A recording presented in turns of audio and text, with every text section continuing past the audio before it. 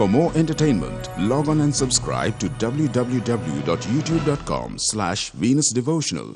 आपला भारत देश समृद्ध आणि विविध सांस्कृतिक परंपरेनं नटलेला, समुद्र आणि नैसर्गिक सौंदर्यानं परिपूर्ण असलेला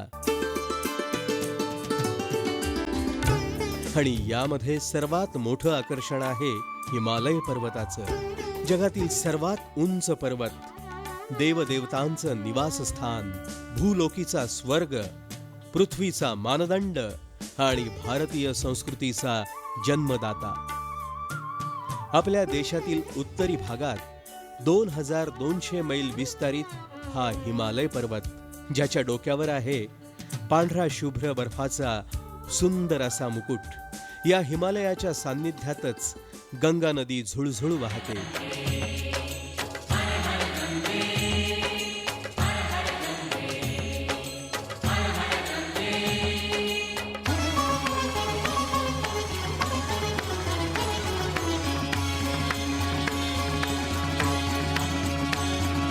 हर हर हर हर अंबर से उतरी गंगा जी, हर हर हर हर अंबर से उतरी गंगा जी, रोके अपनी जटा में शिव शंभो गंगा जी, रोके अपनी जटा में शिव शंभो गंगा जी.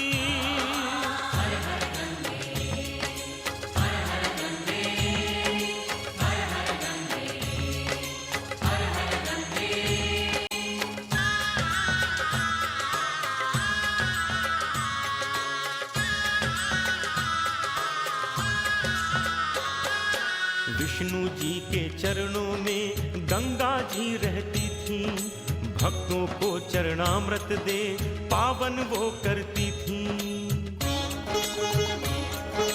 विष्णु जी के चरणों में गंगा जी रहती थी, भक्तों को चरणामृत दे पावन वो करती थी.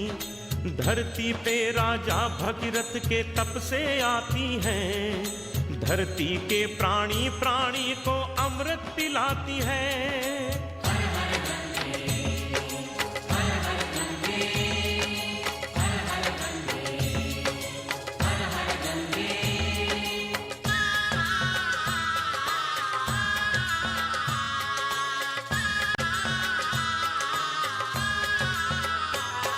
इक्ष्वाकु वंश में चक्रवर्ती एक राजा सगर रहते थे. अश्वमेघ करते थे यज्ञ तो इंद्र बहुत डरते थे. यज्ञ का घोड़ा इंद्र चुरा कर बांधे एक मुनि आश्रम में. सगर के 60,000 पुत्र थे पहुंचे जाकर आश्रम में.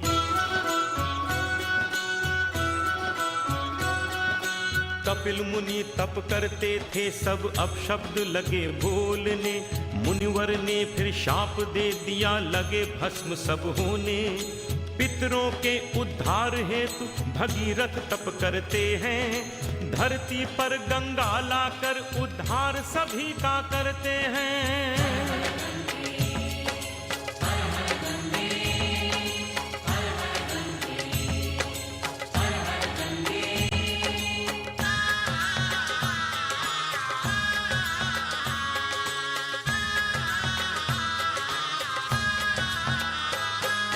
प्रश्न उठा गंगा की वेग को रोके कौन धरती पर. किया भगीरथ ने आवाहन रहा भरोसा शिव जी पर.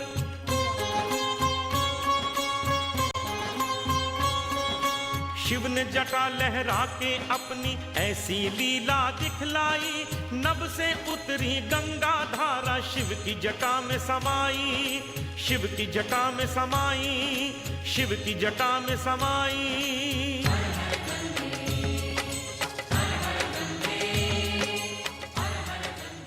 इथल्या आकाशाला भिडणाऱ्या पर्वतांच्या रांगा, इथलं पवित्र आणि विशाल वातावरण, हे सर्व पाहून माणसाच्या मनात एक वेगळीच चेतना जागृत होते.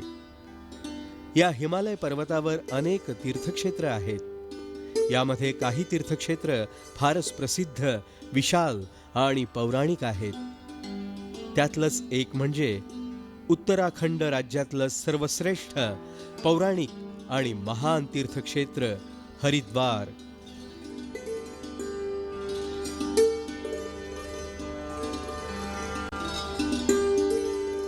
हरिद्वार इथूनच चारोधाम यात्रेची सुरुवात होते.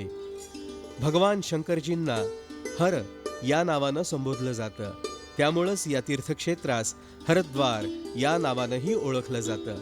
12 ज्योतिर्लिंगांपैकी केदारनाथ आणि भगवान विष्णूजींचं धाम असणाऱ्या श्री बद्रीनाथ यात्रेची सुरुवात पण इथूनच केली जाते.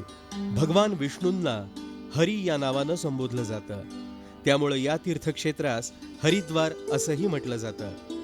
मृत व्यक्तींच्या अस्थी गंगाजीमध्ये विसर्जित केल्यास त्यांना मोक्ष मिळतो असं म्हटलं जातं.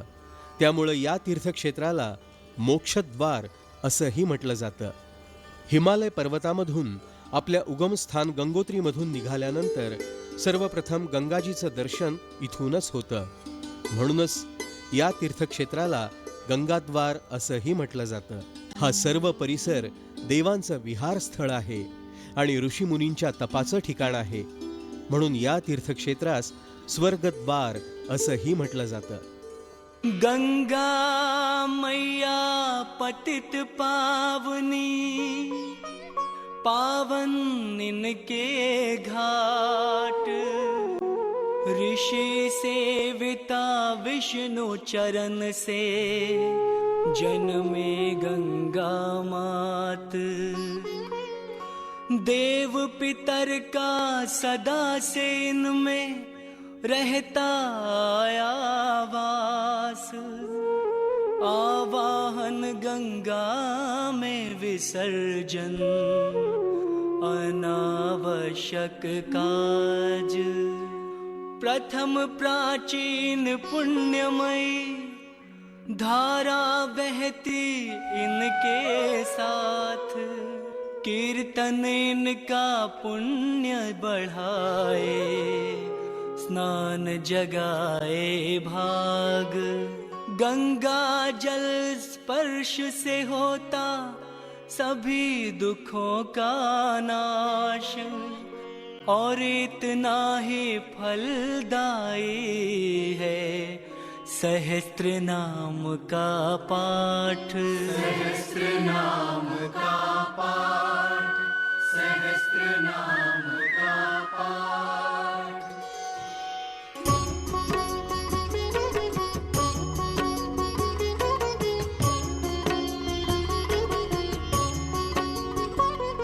नमो गंगा मैया प्रणव रूपिणी, प्रणव रूपिणी मातु शिव रूपिणी।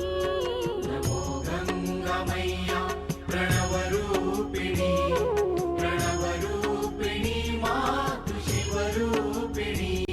अतिशय उदार शरणदायिनी, आश्रय दयी मां भयहारिणी। नमो गंगा मैया प्रणव रूपिणी, प्रणव रूपिणी मातु शिव रूपिणी।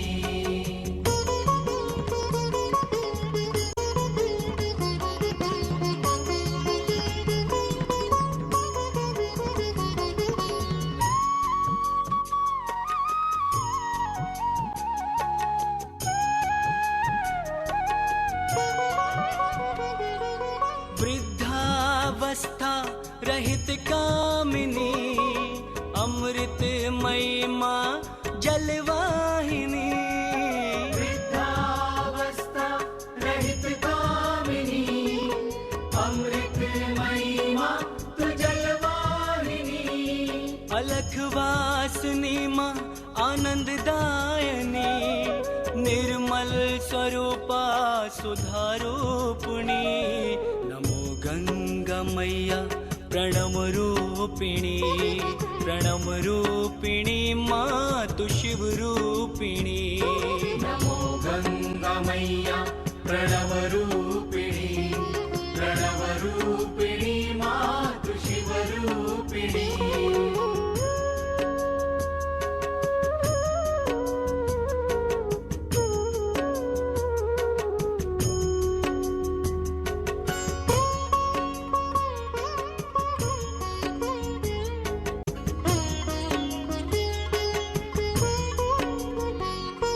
अनाथोऽपि दृष्टि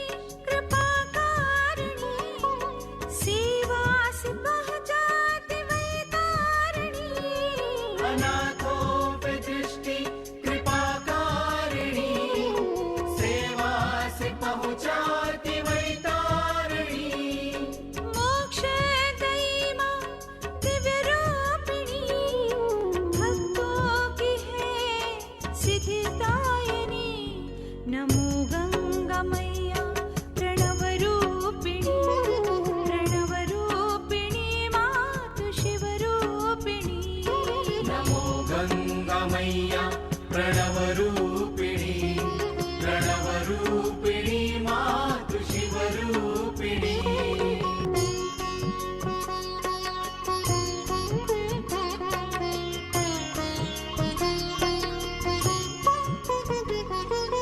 मनवांछित मा फलदायिनी अष्ट ऐश्वर्य प्रदायिनी मनवांछित मा फलदायिनी अष्ट ऐश्वर्य प्रदायिनी आधार गणना में विष्णु प्रथम अज्ञान का मातम हारिणी गङ्गामय्या प्रणवरूपिणी प्रणवरूपिणी मातु शिवरूपिणी नमो गङ्गामय्या प्रणवरूपिणी प्रणवरूपिणी मातु शिवरूपिणी हरिद्वारचं वातावरण आल्हाददायक, मनमोहक आणि सौंदर्यपूर्ण आहे. हिवाळ्यात दिवसभर थंडी असते आणि रात्रीच्या वेळी कडाक्याची थंडी पडते. त्यावेळी साधारण पाऊसही पडतो. पावसाळ्यात तर फारच पाऊस पडतो. पावसाळ्यामध्ये जेव्हा गंगाजीला पूर येतो त्यावेळी गंगाजीचं सृष्टी सौंदर्य फारच आल्हाददायक वाटतं.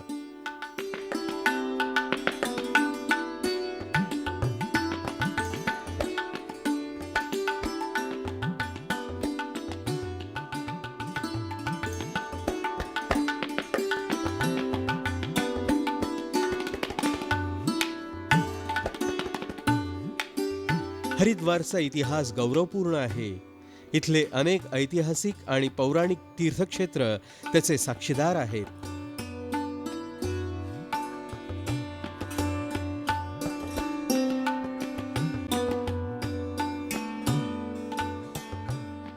असं म्हणतात की 1708 इसवी सन पूर्व मध्ये सर्वप्रथम पौडी राजपूत वंशाचे राजा इसम सिंह हे कानेसूरहून इथे आले आणि त्यांनी हरिद्वार हे शहर वसवलं.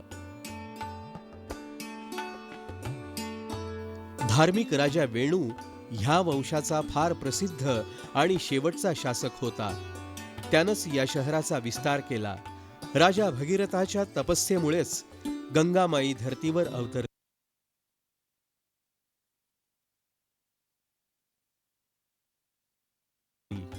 त्यामुळं गंगामाईला भागीरथी या नावानंही ओळखलं जातं.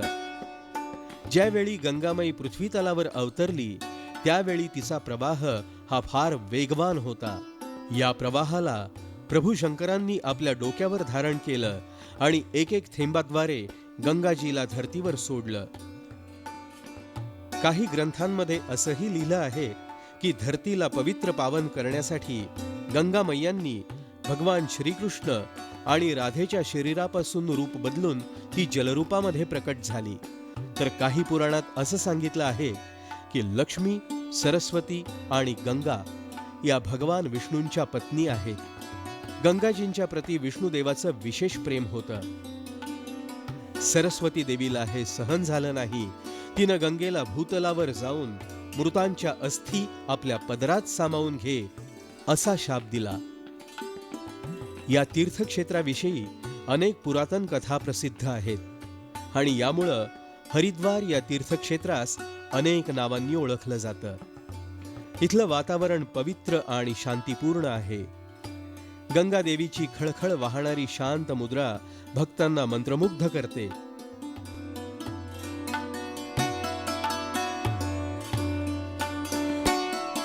या तीर्थक्षेत्रांची सुंदरता आणि महानतेचा परिचय आपल्याला प्रत्यक्ष पाहूनच मिळू शकतो. यामधीलच एक आहे हरी की पौडी, ज्याला काही भक्तगण ब्रह्मकुंड असंही संबोधतात. सम्राट विक्रमादित्याचे बंधू राजा भर्तृहरी यांनी संसाराचा त्याग केला आणि गंगा नदीच्या किनाऱ्यावर ते तपश्चर्येला बसले. इथंच त्यांनी वैराग्य शतक आणि नीती शतक या दोन प्रसिद्ध ग्रंथांची निर्मिती केली. त्यांच्या मरणोत्तर सम्राट विक्रमादित्यांनी आपल्या भावाच्या स्मरणार्थ इथं घाट बांधला आणि पायऱ्या वसवल्या.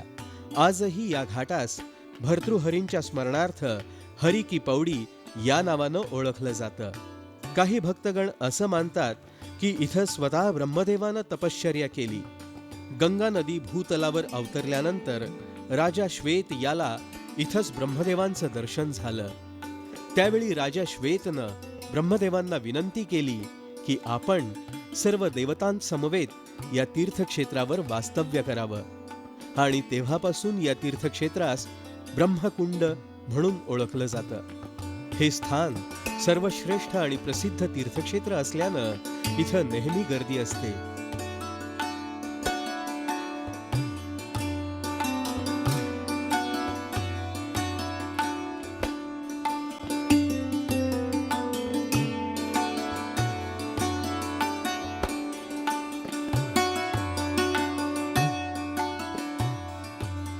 हरी की पौडीच्या जवळच गंगाजींचं मंदिर आहे. सर्व भक्तगण गंगेत स्नान केल्यानंतर या मंदिराचं दर्शन घेतात.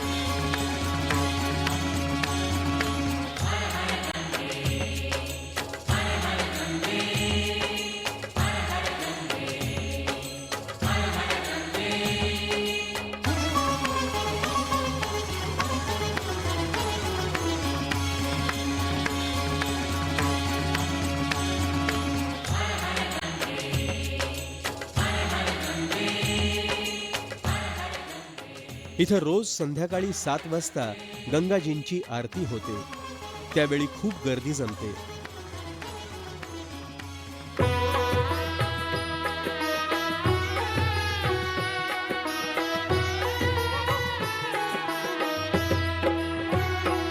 ओम जय गंगे माता मैया, जय गंगे माता.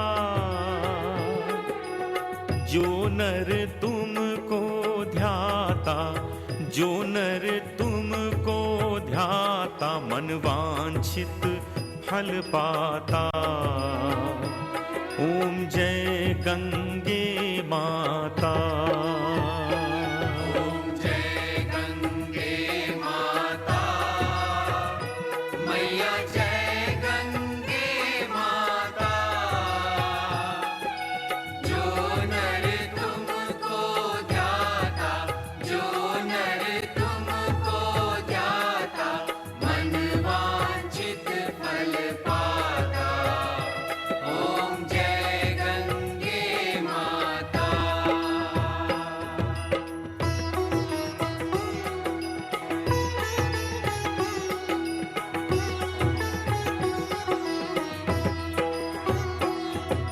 चंद्र सी ज्योति तुम्हारी, जल निर्मल आता. जल निर्मल आता. शरण पड़े जो तेरी, शरण पड़े जो तेरी, सो नर तर जाता। ओम जय गंगे माता।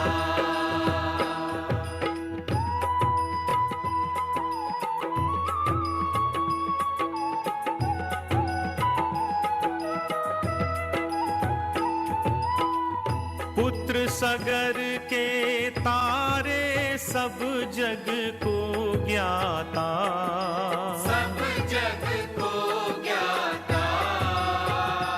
तेरी कृपा दृष्टि है मैया, कृपा दृष्टि है मैया, त्रिभुवन सुखदाता। ओम जय गंगे माता।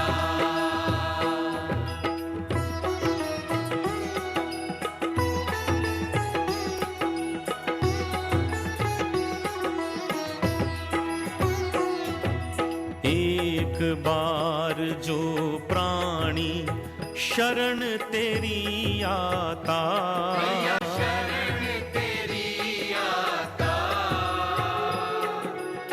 यम की त्रास मिटाकर, यम की त्रास मिटाकर, परम मोक्ष पाता।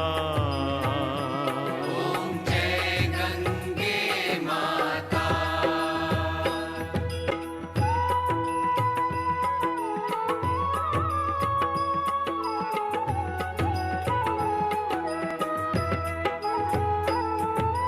आरती मातु तुम्हारी जो नर नित गाता, जो नर नित गाता।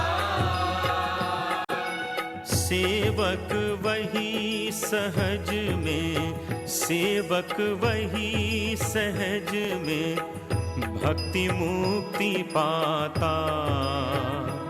ओम जय गंगे माता, जय गंगे माता, मैया जय गंगे माता।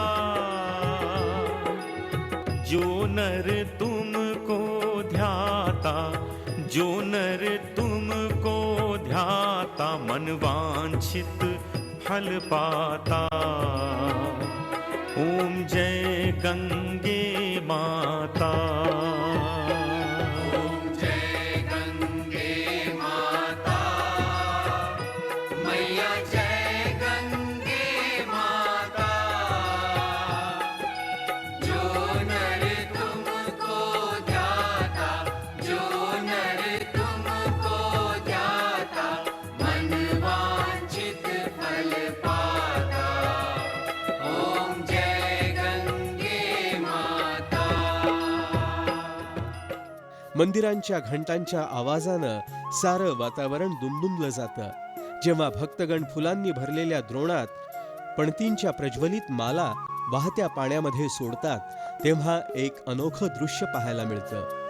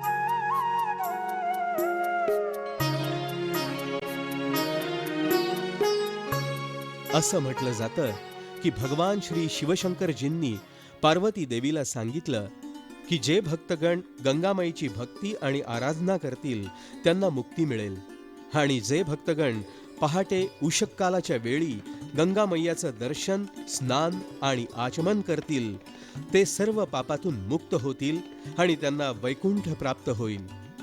आणि म्हणूनच सर्व भक्तगण म्हणतात आपल्या आयुष्यात एकदा तरी गंगाजींचं दर्शन व्हावं आणि जीवनाचं सार्थक व्हावं.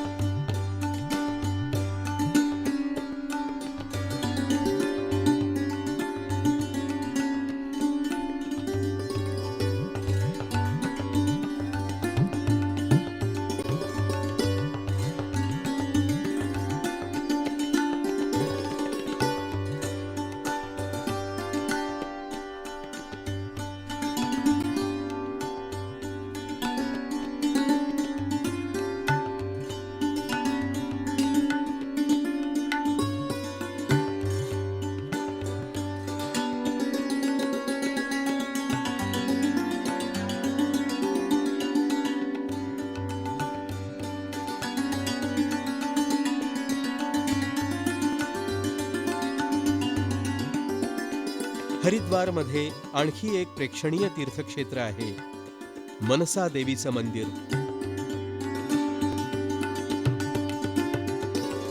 हे प्राचीन आणि पौराणिक मंदिर शिवालिक पर्वतावर आहे. असं म्हणतात की शुंभ आणि निशुंभ असुरांच्या बरोबर मा शक्तीनं याच पर्वतावर युद्ध केलं. चामुंडानं याच पर्वतावर स्वतःला लपवून ठेवलं होतं. या मंदिराकडे जाण्यासाठी प्रमुख असे 2 मार्ग आहेत. पहिला मार्ग कुशावर्त घाट. याच्या जवळच गौघाट आहे. गौघाटाच्या समोर पायऱ्या बांधण्यात आल्या आहेत. या पायऱ्यांद्वारा आपण पायी जाऊ शकतो. पायऱ्या पार करून गेल्यानंतर हरिद्वार शहराकडे पाहिल्यावर फार विलोभनीय दृश्य पाहायला मिळतं. मनसा देवी मंदिराकडे जाण्याचा दुसरा मार्ग म्हणजे रोपवे ट्रॉली, ज्याला इथं उडन खटोला या नावानं सर्व भक्तगण ओळखतात. हा एक साहसपूर्ण, आनंदमयी आणि रोमांचित असा प्रवास आहे. या उडन खटोल्यामुळं एका तासात 800 भक्तगण मनसा देवीचं दर्शन घेऊ शकतात. श्री मनसा देवीचं दर्शन व्यवस्थित घेता यावं या हेतूनं जवळजवळ 35 उडन खटोल्यांची व्यवस्था करण्यात आली आहे. प्रत्येक भक्तगण या उडन खटोल्यामध्ये बसण्यासाठी उत्सुक असतो.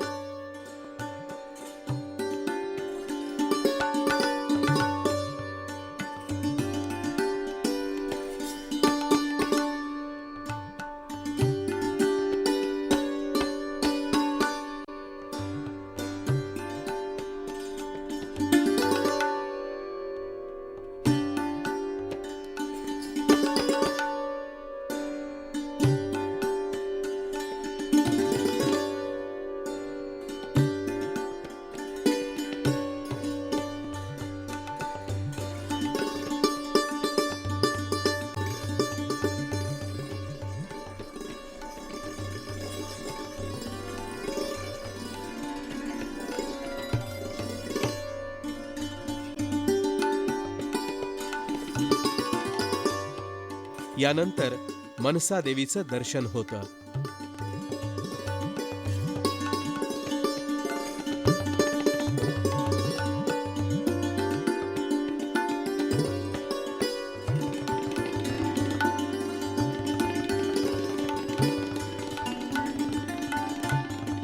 कुंभमेळा.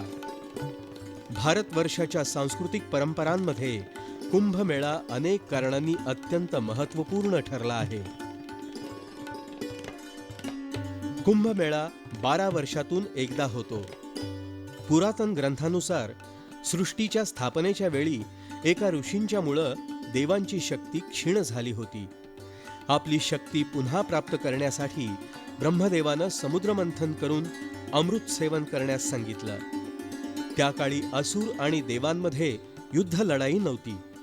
दोघांनी मिळून मंदराचल पर्वताला रवी आणि सर्पांचा राजा वासुकीला दोरीच्या रूपात प्रयोग करून समुद्रमंथन केलं. यामधून सर्वप्रथम विष निघालं. भगवान शंकरांनी या विषाला कंठात धारण केलं. त्यामुळं शंकरांचा कंठ निळा पडला आणि यामुळंच भगवान शिवशंकरांना निळकंठ या नावानंही संबोधलं जातं. सर्वात शेवटी श्री धन्वंतरी अमृत कलश घेऊन वर आले. अमृत कलशाला पाहताच देव आणि असुरांमध्ये अमृत कलशाला प्राप्त करण्याची चढाओढ निर्माण झाली. या दोघांमध्ये युद्ध आरंभ झालं आणि या युद्धामुळं कलशातील अमृताचे काही थेंब भूतलावर प्रयाग, गोदावरी, उज्जैन आणि हरिद्वार या ठिकाणी पडले, जिथं आज कुंभमेळे भरतात. पुरातन ग्रंथांनुसार ज्यावेळी बृहस्पती कुंभ राशीत आणि सूर्य मेष राशीत प्रवेश करतो त्यावेळी कुंभमेळा भरतो. असं म्हटलं जातं की कुंभमेळ्याच्या दिवशी हरिद्वारमध्ये गंगा स्नान केल्यानं पुनर्जन्मापासून मुक्ती मिळते.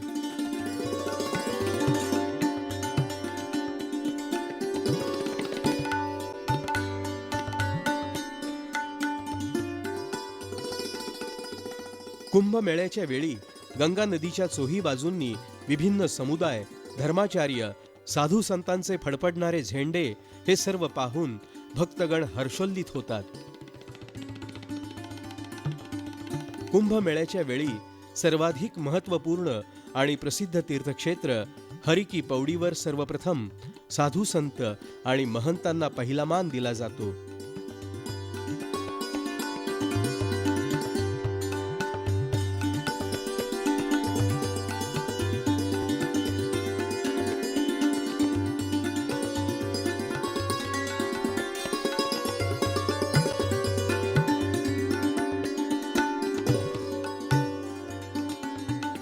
कुंभमेळ्याच्या पहिल्या दिवशी उषक कालाच्या वेळी दैनंदिन कार्य आटपून पुण्य मुहूर्ताच्या वेळी स्नान करायच्या उद्देशानं भक्तगण श्री गंगा मैयामध्ये प्रवेश करतात.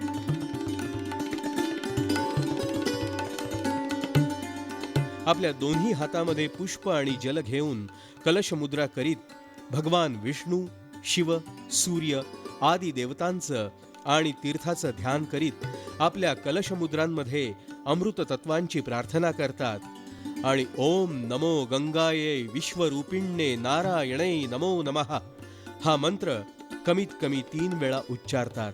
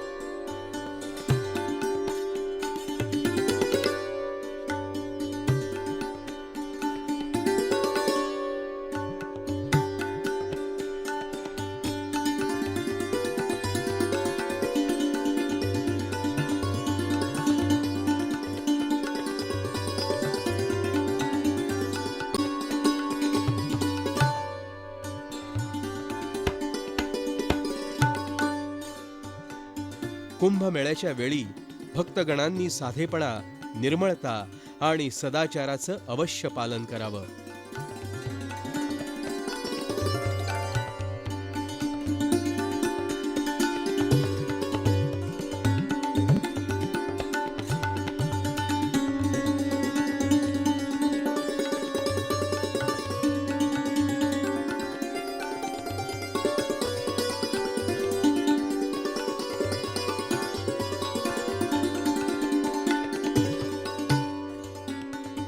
असं म्हटलं जातं की कुंभमेळ्याच्या दिवशी गंगा नदीच्या जलात उभं राहून ओम नमः शिवायै गडायै शिवदायै नमो नमः नमस्ते विष्णुरूपिण्ये ब्रह्ममूर्ते नमोस्तुते असं म्हणून गंगा स्तोत्र, गडाष्टक इत्यादी स्तोत्र म्हणत असतात.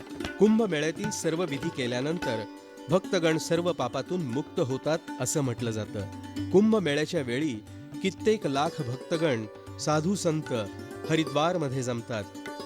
अलोट गर्दीमुळं गोंधळ माजून काही गडबड होऊ नये याचा बंदोबस्त पोलीस आणि तेथील सेवा संघटना अहोरात्र परिश्रम करून करतात.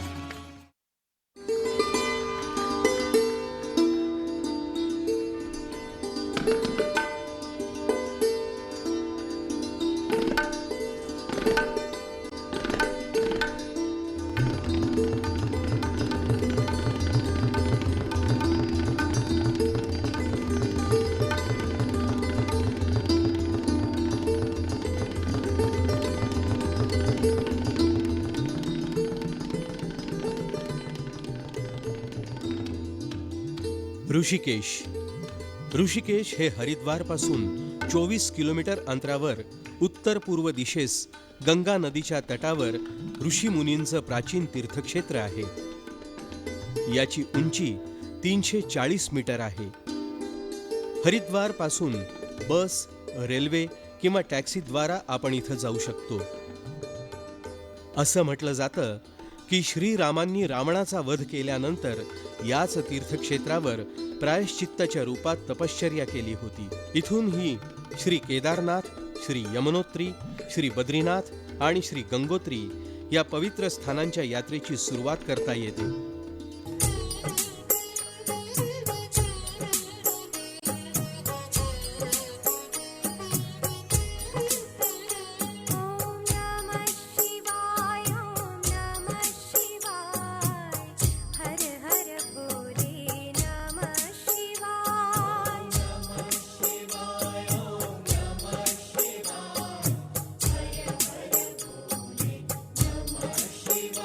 Om Namah Shivaya.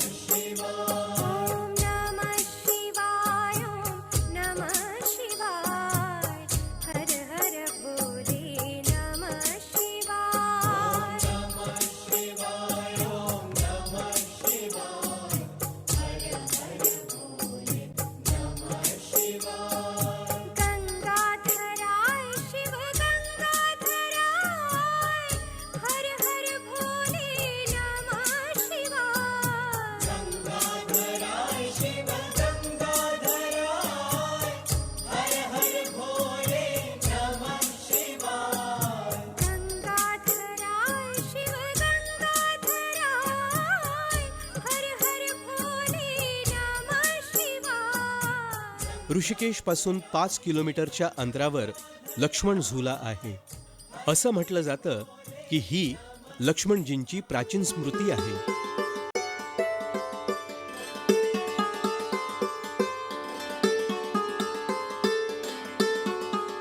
मोठ्या लोखंडी साखळीनं बांधलेला 45 फूट लांब आणि नदीच्या पाण्यापासून 70 फूट उंच हा पूल खरोखरच आश्चर्याचा खजिना वाटतो.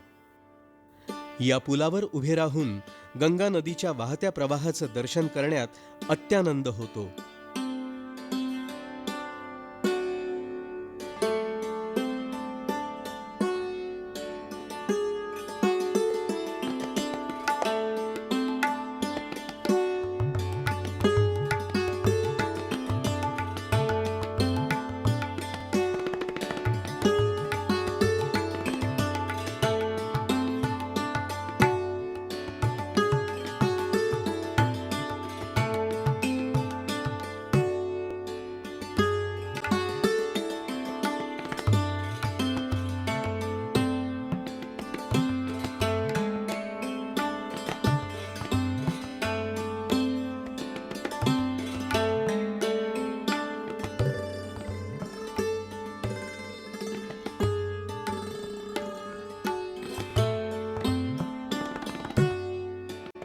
लक्ष्मण झुलाच्या जवळच कैलाशानंदांची 13 मजली विशाल इमारत आहे. ही इमारत पौराणिक आणि दर्शनीय आहे. इथून गंगा नदीचं सुंदर दर्शन पाहायला मिळतं.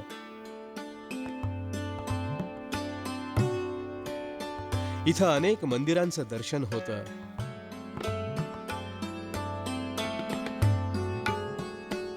आणि त्याचबरोबर साधू संतांचं दर्शन घेऊन भक्तगण आपलं जीवन पवित्र करतात.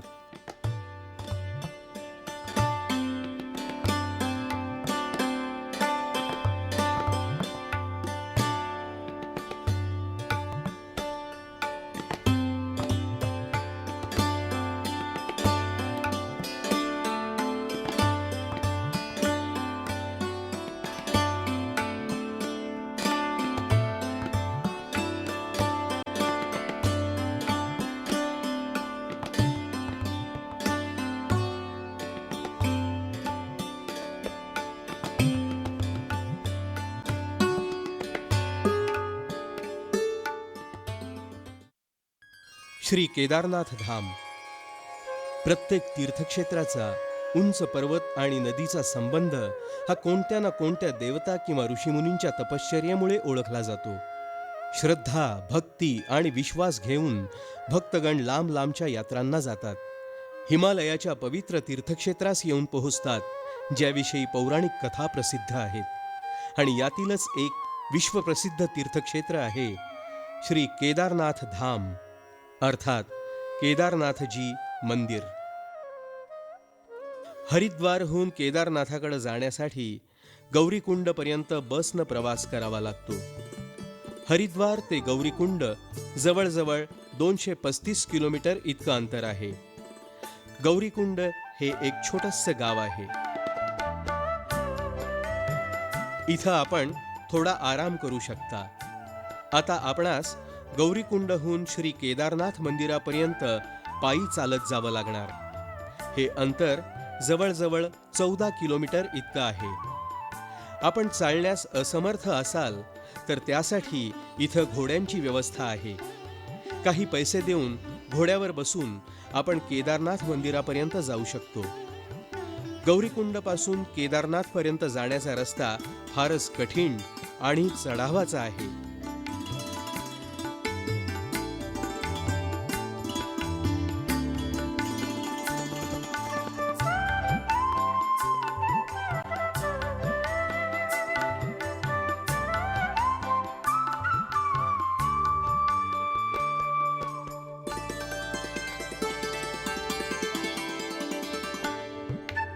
परंतु भक्तगणांना त्याची जरा सुद्धा चाहूल लागत नाही. कारण एकीकडे पर्वताचं नैसर्गिक सौंदर्य तर दुसरीकडं भक्तांची आनंदमयी वर्दळ. या सृष्टी सौंदर्याचं विलोभनीय रूप पाहून भक्तगण मंत्रमुग्ध होऊन जातो. जेव्हा आभाळातील ढग आपल्या शरीराला स्पर्श करून जातात तेव्हा मनामध्ये आनंदाचा पूर येतो. इथल्या वातावरणाची एक वेगळीच मस्ती भक्तगणाच्या मनाला झोंबून जाते. असं वाटतं की संसाराचं सारं सुख इथंच सामावलं आहे.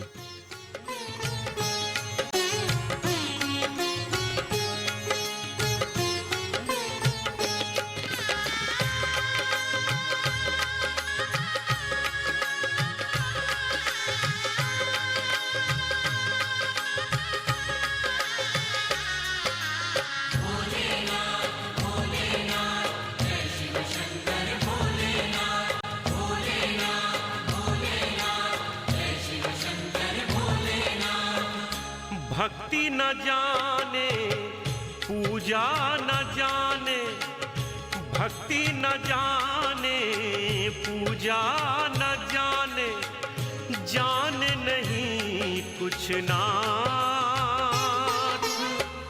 हम तो बस इतना ही जाने, हम भोले हैं तुम भोलेनाथ, हम भोले हैं तुम भोलेनाथ।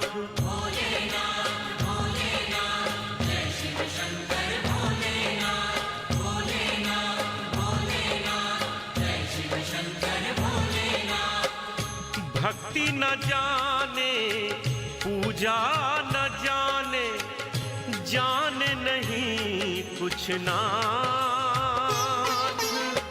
हम तो बस इतना ही जाने, हम भोले हैं तुम भोलेनाथ, हम भोले हैं तुम भोलेनाथ।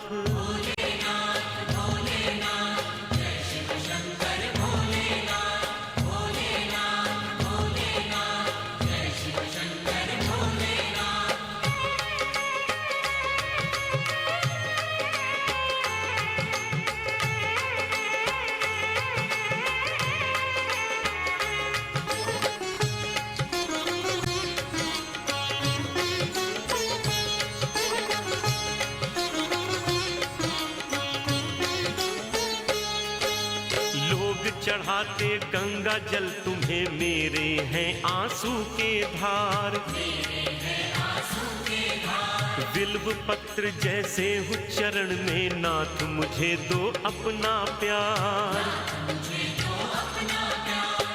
व्रत ना जाने ध्यान न जाने, व्रत ना जाने ध्यान न जाने, तेरे भरोसे नाथ। जाने तो बस इतना ही जाने, दीन है हम तुम दीनानाथ, दीन है हम तुम दीनानाथ।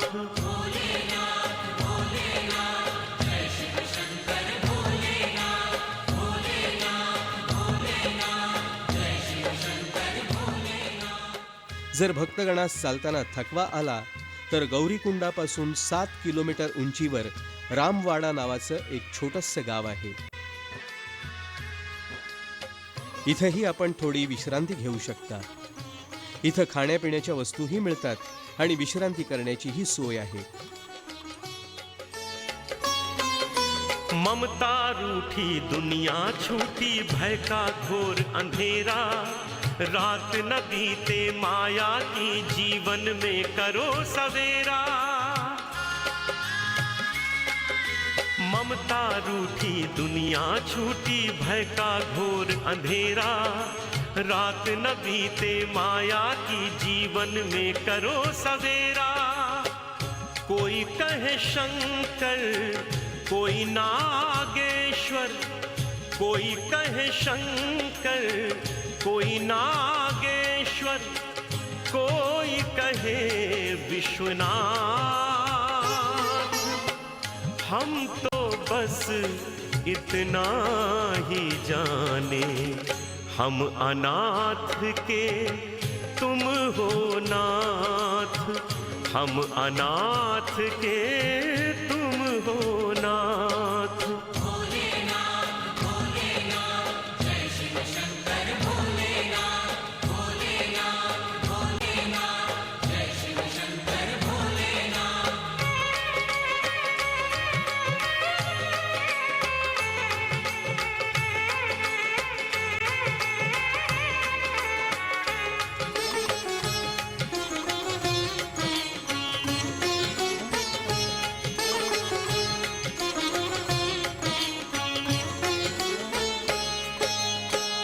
शीश पर गंग जटा में तन बाघंबर छाला,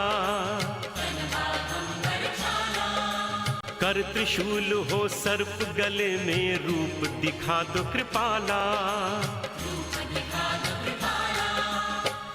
कोई कहे देवा कोई महादेवा, कोई कहे देवा कोई महादेवा, कोई कहे जगन्नाथ।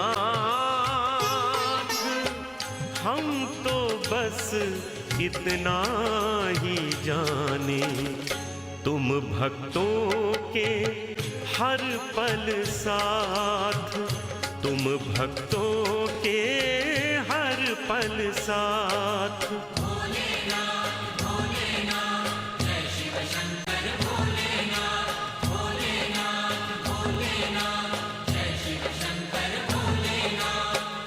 भक्ति न जाने पूजा न जाने, जाने नहीं कुछ ना।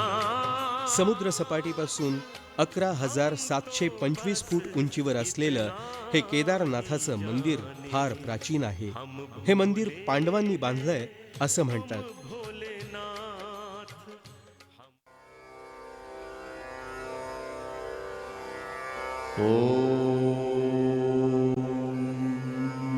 नमः शिवाय।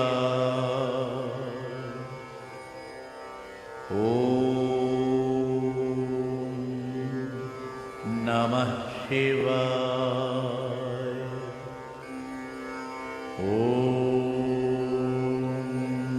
नमः शिवाय।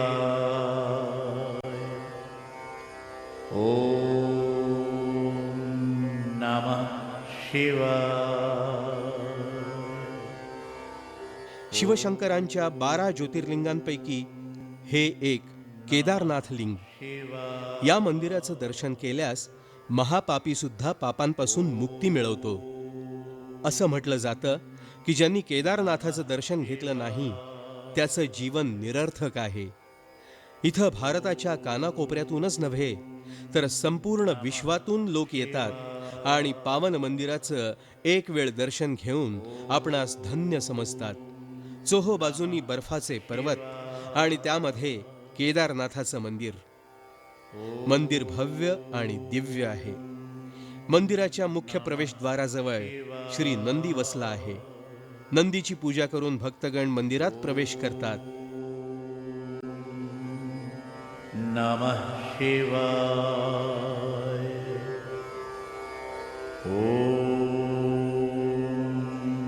नमः शिवाय।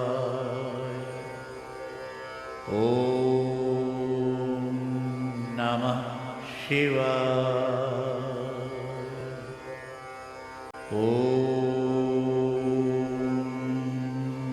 नमः शिवाय।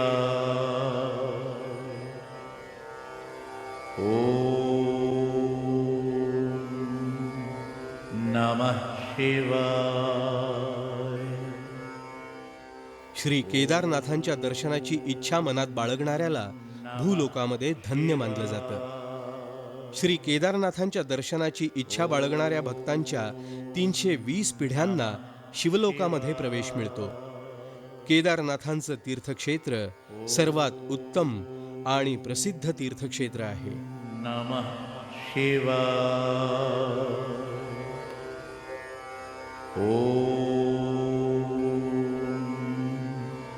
नमः शिवाय।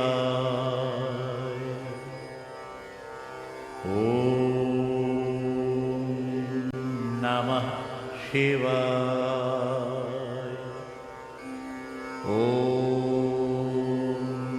नमः शिवाय।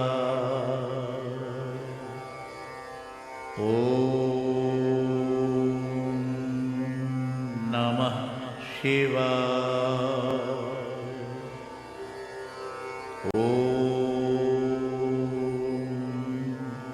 नमः शिवाय।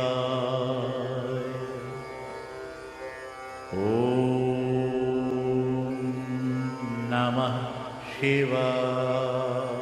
ची इच्छा बाळगणाऱ्या भक्तांच्या 320 पिढ्यांना शिवलोकामध्ये प्रवेश मिळतो.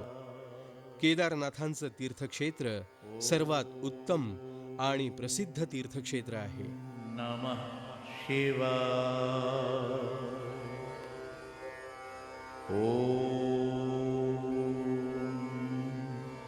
नमः शिवाय. ॐ नमः शिवाय. ॐ नमः शिवाय. ॐ नमः शिवाय. ॐ नमः शिवाय.